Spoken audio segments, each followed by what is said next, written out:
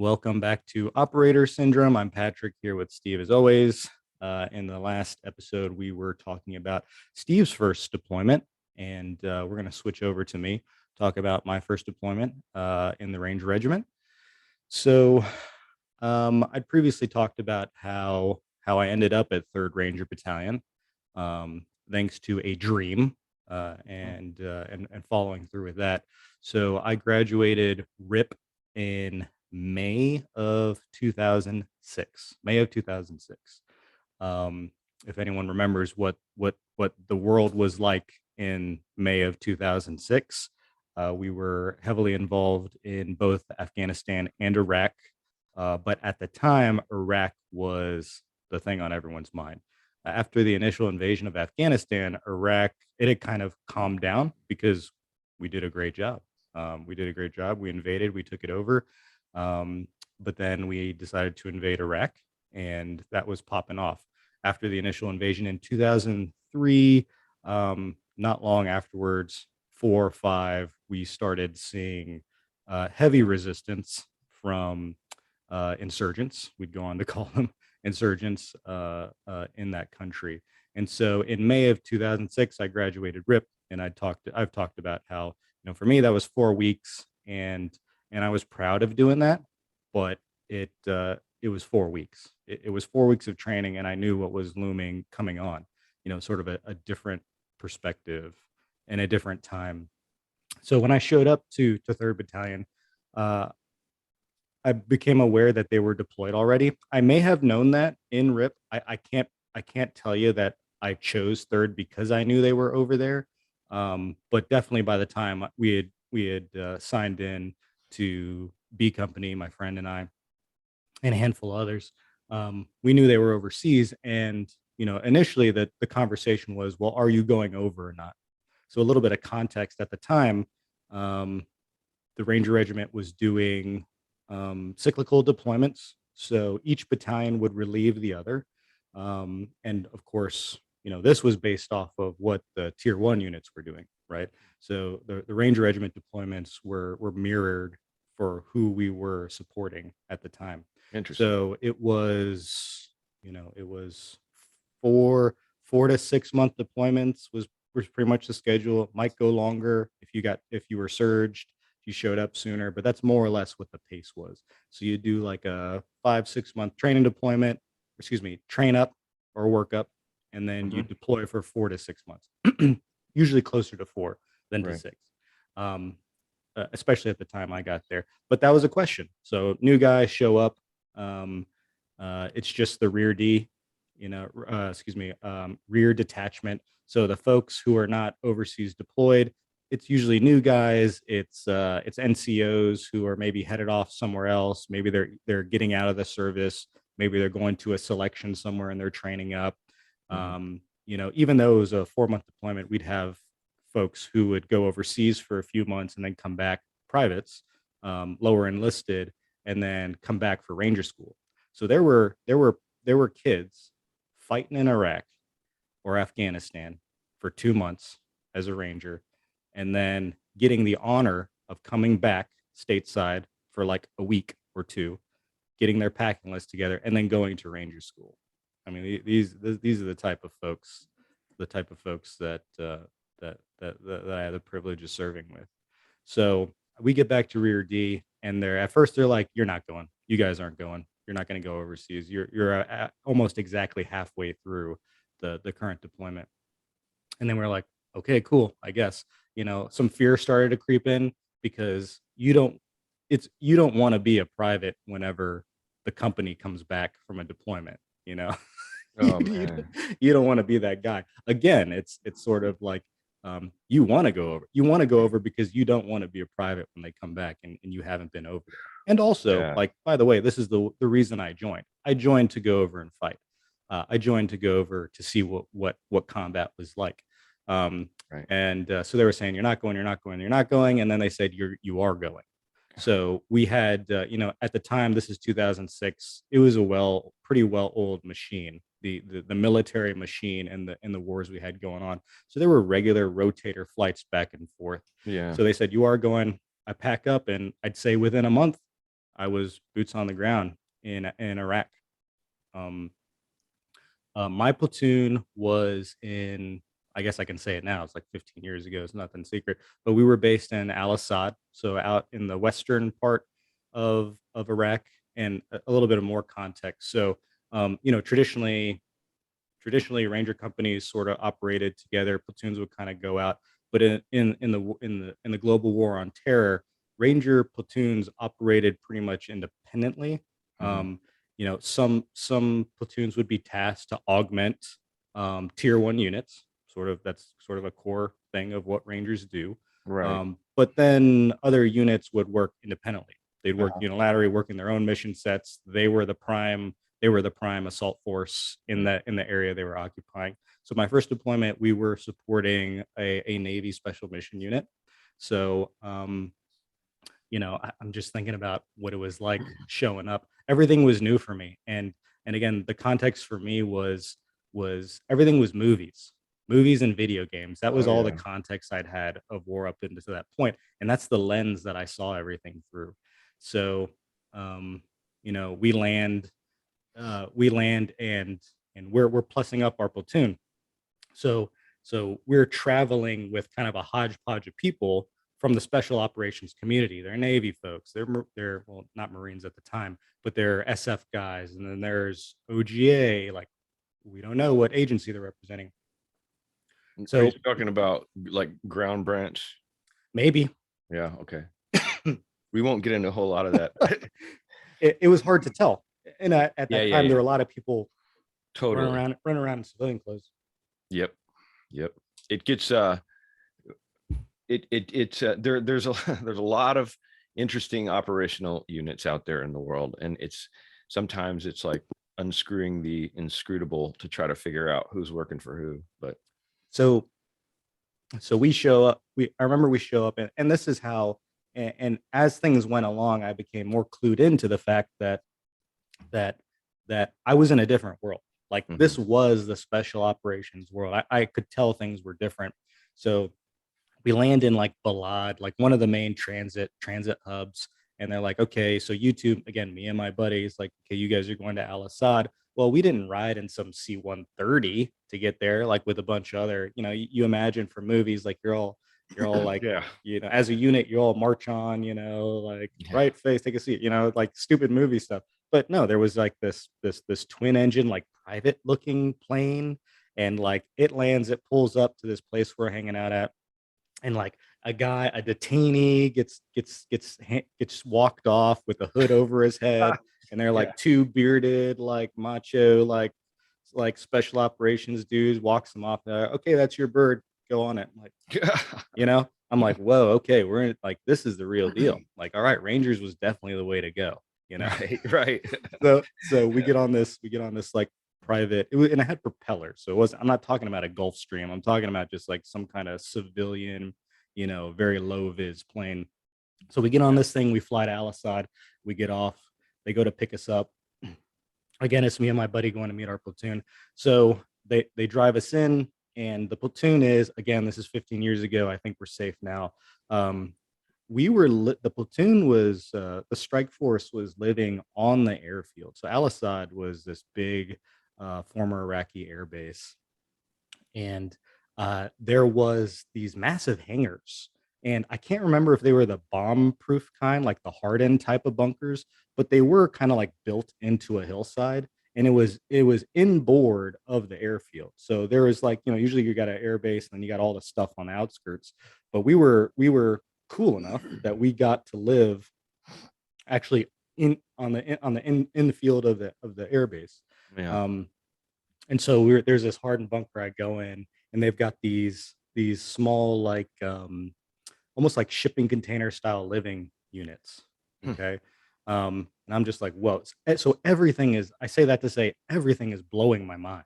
Yeah. Right. So it's like, I'm like, okay, I'm in Iraq. I just got off this cool, like, cool guy plane. And now I guess I'm living in this hangar. So we walk up, and um and there's this guy sweeping. It's dead quiet. There's no one around. There's this guy sweeping. And we're like, when you're a private in the army, whenever you meet someone new, you automatically assume that Yeah. they are, if Higher you rank. for self-preservation purposes, you assume everyone's a higher rank. Yeah. So we drop off our stuff and we're like, hey, and you call it, and at the time you call everyone sergeant until you know otherwise, Yeah, right? Because it's right. the army. So you're like, sergeant, we're new, we're reporting here, and he was a private. He was like, oh no, I'm a private too. Just hang out. So anyways, so then we're just hanging out, and it was dark when we showed up, and the day was coming. It was turning into day, and so we're hanging around, just looking around, asking this other private information, like, hey, what's it like? What's it like here? Like, where is everybody? He's like, oh, well, they're out on a mission. You're like, oh, okay, cool. And you just scared to death. And I Yeah. remember the sun was coming up, and then we're waiting there, and then you could hear like Yeah. you could hear the birds far out, and they're getting closer and closer and closer. So this hangar was probably like, I'm terrible with distance. I was never a sniper. We'll say like 100 yards from a taxiway, and we're standing there in the sun, and it's like a movie. The birds come in. It's a flight of Chinooks. It's two Chinooks, MH-47s. They're coming in this from the sun, and they go and they land right at the opening of the little compound, the Right. hangar area that we're living in. Two Chinooks land. Again, my mind is blown. Yeah. I'm like, I've never been this close to Chinooks yet.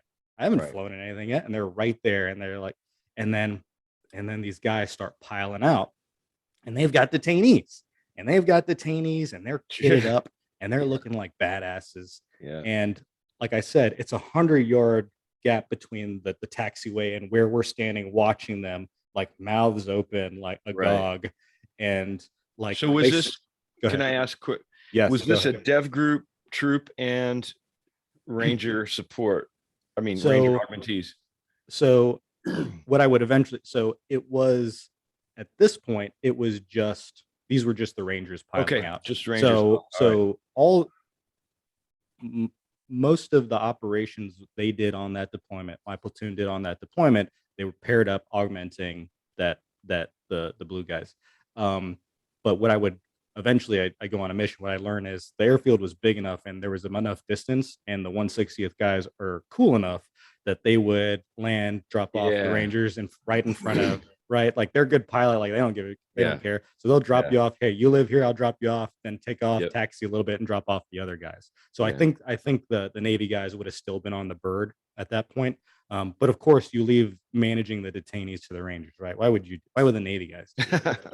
Oh, So here we go. Here we so go. so they get so they get out of the bird and walk towards where they live. They're gonna take off their gear, take off their kit, and they kind of like almost like the right stuff, right? Like they kind of go Yeah. line abreast, and they're walking in, and they're just kitted out, and they're just looking like badasses. And there's a guy with like a bandana, and he's carrying like a belt fed, and we were just blown away. And this is my Oh, wow. first meeting with the platoon, um, and intimidating is the point I Yeah. would Oh, make. yeah. Yeah, for sure. Incredibly intimidating.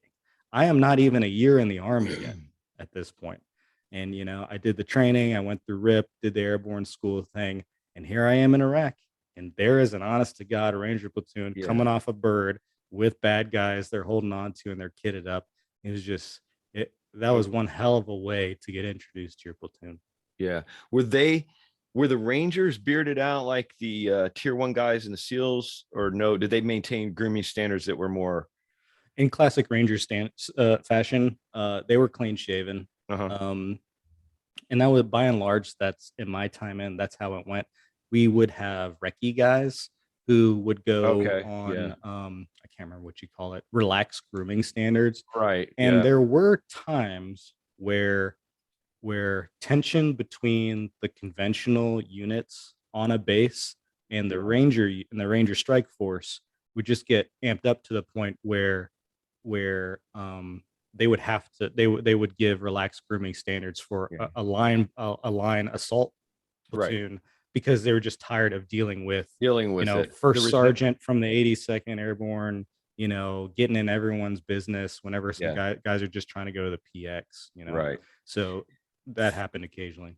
For listeners who may not be familiar, I'm going to try to do a better job of catching my jargon. Recce guys, a recce guy is a recon sniper. Basically, we call them recce's. They set up first, they get eyes on, they infiltrate, they do intel gathering as well as sniping. And so that's a component of all of these special mission, or all of these special operators. So recce is that's what it's talking about. And they actually are the guys who really, I mean, I read a book where Justin Sheffield was he wanted to be a recce guy so bad because he goes, man, they get all the that's the coolest of the cool. And he was at a tier 1 unit. So anyway, but recce's are, yeah, sorry. And the ROC's grooming standards would apply to battalion recce folks. So the Ranger Regiment also has the Regimental Reconnaissance Company, which is actually, it is now a tier 1 unit in and of itself. So for any conventional Army folks who might be listening, you think of them as like battalion scouts. Like most infantry battalions might have a scout section in like the HHC, the headquarters company. So instead of scout, Rangers, you gotta make it sound cool. So instead of saying scouts, you say recce. But yeah, but then obviously our RC would do whatever they want. They have relaxed standards. So so they show up. I'm intimidated. I get to meet my team leader. They download their gear. They're halfway through their deployment. They've been doing a bunch of missions. They're in a different mindset, right? Which thankfully for me, they're busy. They're focused on the mission. They're not back home with lots of extra time to think about screwing with the new guys. yeah. Really, they paid us, in general, sort of no mind. We're a hindrance to them. At that point, we're not an asset. One thing I want to talk about, sort of in classic Army fashion, when you get new guys, new folks onto your unit, at least in the infantry and definitely in the Ranger Regiment, the first thing you do is you give them a PT test. And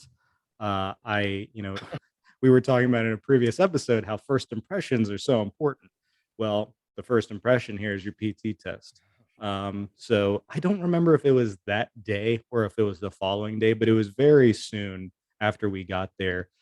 We did a PT test, the whole platoon. So these guys are going on mission at night. And in fact, the day we took it, I'm pretty sure they had gone out on a mission, but that doesn't matter. You need to be able to perform physically regardless. So we do a PT test, and my first impression is I failed the PT test. I failed pull-ups in front of my platoon. That hurts. Now, mind you, like I just graduated RIP, so I'm capable of doing. It's been less than a month since I graduated RIP. I had to take a PT, so I'm capable of doing it. Yeah, I just couldn't do it. And me and pull-ups and we go way back. Okay, we go way back. If there's an event that I have a problem with, it's always been pull-ups, and partially part of it was mental. And looking back, I do feel like just being completely overwhelmed and intimidated by the situation and this platoon. Like I was like, yeah, holy crap, man! Like like these same guys that piled off that helicopter carrying bad guys is now watching me do pull-ups. right. And it was just like, Yeah. and and just without, that's a fascinating thing too, because everybody talks about adrenaline like it's a good thing. It isn't necessarily a good thing. And I learned this from training with a jujitsu master who we'll talk about, I'm sure, at some point. And he said, no, it makes you slow and stupid. It's a chemical that gets released. It probably has some endorphin thing, but you don't want adrenaline a lot of times. You want smooth, cool, calm. And so when under pressure in situations like this, it seems like, what do you mean psychological? Well, chemicals kick in your system that are not your friend. And it's really weird that way. So, everybody thinks adrenaline just makes you superhuman. It doesn't really. In fact, it makes you kind of sluggish and, I don't know, it does weird things to you. So. Well, I definitely had, I definitely had sort of dueling. I had like dueling effects from it. So I go up, I'm nervous about it because I'm like, all right, this is my week event. They're literally all staring at me, while I'm doing them. And Nice. then and then and then I fail, and then like these are not guys that hold back on what they're feeling. They're like Jesus Christ. They're sending new guys that can't pass Oh, pull-ups, oh, like, that's and rough. they're just talking so much shit, and I'm feeling like the lowest Oh, piece of oh, that's scum, rough. That's you rough. know. And again, like, these are guys I hold in high regard, so I'm not feeling especially good. And but I have to continue. That's only one event. There are other events we got to Right. do. So we get to the run. Like, for my build, I'm surprisingly fast. Um, and when I got to the run, I was like, dude, they're gonna kick me out. Like like like this is not a place that cares. Like, okay, here's a new guy that didn't pass the PT test. We're gonna get rid of this dude. Like, and I was like, dude, I'm fighting for my life here. So we go to do the run, and so the opposite effect of adrenaline, I run so hard Yeah. and so fast. So before the run goes, now listen, like, um PT when you're overseas is different when you're back home, right? So when you're overseas, for some guys, it's like a break. So and generally cardio isn't something you need a lot of to execute like a raid, right? A Right. methodical raid. Um, so guys will focus mostly on weightlifting. So running is not something that's on the top of everyone's mind, generally speaking, and especially in Iraq at the time. So so everyone's lifting weights. The platoon sergeant is like, all right, I want to see some good performance. He's got like a bunch of goodies. He's got like tactical gloves and knives, and he's saying, all right, so whoever comes in first, he's like, whoever comes in first for the tabs, you get a knife, like a cool knife or something. Whoever comes in first for the privates, for people who hadn't gone to school yet, you get these cool tactical gloves. So he says this before. So we go to run, and again, I'm running for my life here. Yeah. Like, I was like, oh man, I gotta show up. This is my strongest event. I gotta go hard. And then I did. And I won. And I won for the untap, for the non-tap, for the privates. And and I came in second overall. The guy who came in first was a tab who had graduated Ranger School. He was on rear D, and he was a beast. But I came in second, and I smoked everyone. Like, it was very clear that I was running like a madman. And so the platoon sergeant, like, begrudgingly, he's like, he makes some like comment about not passing the pull-ups, but then passing the Oh, run, like beating everyone in the run. And he's kind of saying to the rest of them, like, look, the new private who can't even pass pull-ups runs faster than you all. It's yeah. like one of those kind of things. So, and I think that was a thing that just eked me out, maybe evened me out. Yeah. So, and then of course, in subsequent PT tests, when I didn't have that pressure, You got those pull-ups. I got the pull-ups. I Yeah. got the pull-ups, Of and course. obviously, right? Yeah. But but that was my first impression that I had to work back from right off the bat. So Yeah. I started off in the deficit. That's just would like to interject that it's from my perspective as a SEAL. Um, I hope that if you're interested in this and you're listening, which we hope you are, there's such a difference in the processes. I was joking with Patrick offline about how in the Rangers it's more on the job training rather than you get trained up and then boom, you are fully qualified. And everybody's new guys aside, that's a normal thing, but you are a member of the SEAL platoon and there's no joking around and there's no, I mean, I can't even remember anybody unless people got hurt. You never were sent home or disqualified from being in a SEAL platoon. So that's a real difference. So like it's like eggshells for Patrick because at any moment, any kind of screw up, and you're going to screw up. I mean, everybody screws up. It's just the way it is because we're imperfect creatures.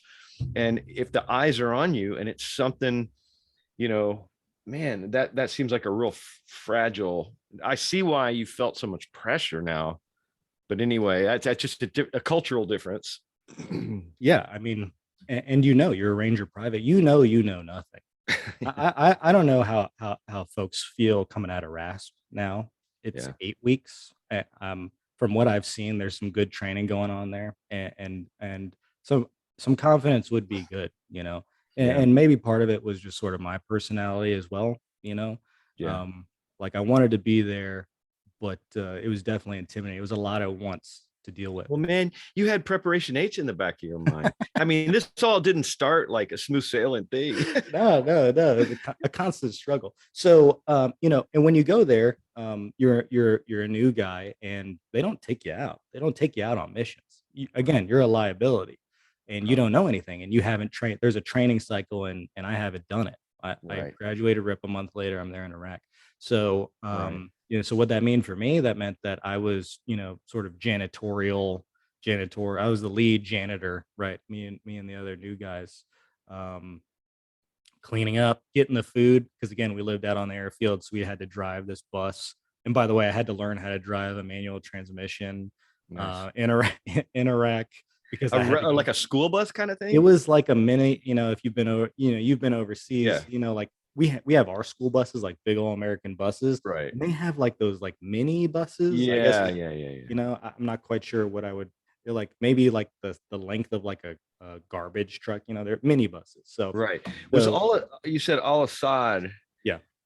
Okay, because I'm not familiar with. I mean, I'm not familiar with any of these bases other than what I've read. But Mhm. so Bagram in Afghanistan was like the biggest joint Mhm. everything base. What was the one in Iraq? What? I think Al Assad was a big one. I think Balad. I Okay. think Balad was definitely towards the end of my time that became like a big hub, Okay. and then of course Baghdad. Right. So Anyway. yeah, but I think Balad was. So yeah, so as a new guy, my job was to clean stuff. My job was to get the food, and that was pretty, and try to stay out of trouble. And then when they had time and they weren't resting or out on a mission, like I would work with my team leader and the rest of my squad to to get trained up a little bit, just and over the course of the rest of that deployment, started they I started to prove myself and show that I wouldn't be a liability.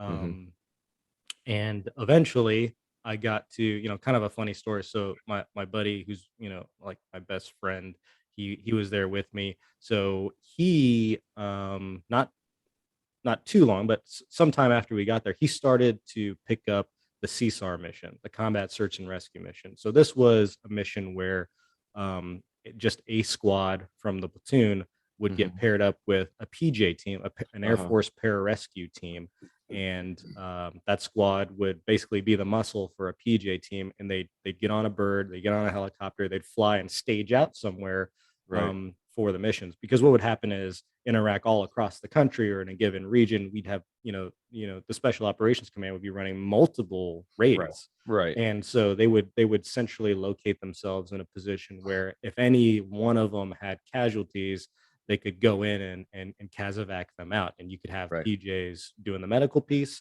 and then you could have Rangers there to help with security and also like muscle, right? Like if you need to Right. get people on. So And my for bud, those, go ahead. oh, sorry, just another military acronym. So PJs are Air Force Pararescue. They are basically combat medics. They go through some really difficult training, honestly, some of the toughest in the military, and um, they're really good. They're like paramedic level combat, medics. They're super good. But when you're working on fixing somebody who's really in trouble, you got to have security. So so that for those that don't know, maybe the dynamic and combat search and rescue happens on so many levels, but that's what they're dealing with. So that's what Patrick means by the muscle. They're the shooters that are going to deal with anything that's going to threaten the combat medics who are working on the down guys. And it was less of a concern at that time, but also theoretically, if a plane were to get shot down and Right. pilot or pilots or air crew ended up on the ground and needed to be rescued, like that would be the formation to go and do it. Although that was almost not gonna, that was almost guaranteed not to happen.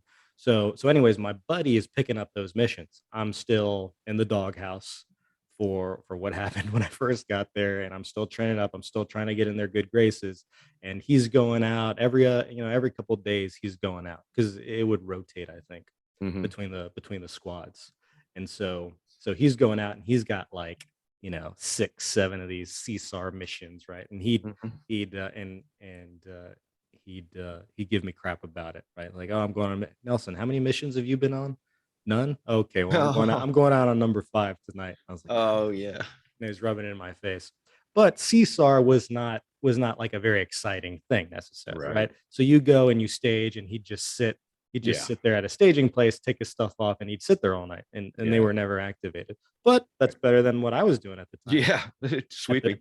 at the sweeping, getting food, um, and then returning empty food containers back to the chow hall. So at the very end, towards the end, they're like, "Hey Nelson, you're gonna go out on a mission." I was like, "Oh, Whoa. finally, here we go." And I was thinking it was gonna be CSAR, and he's like, "No, no, this is like you're going out on a legit mission." So the Navy guys were gonna go out, and they just needed Mm-hmm. one squad to augment.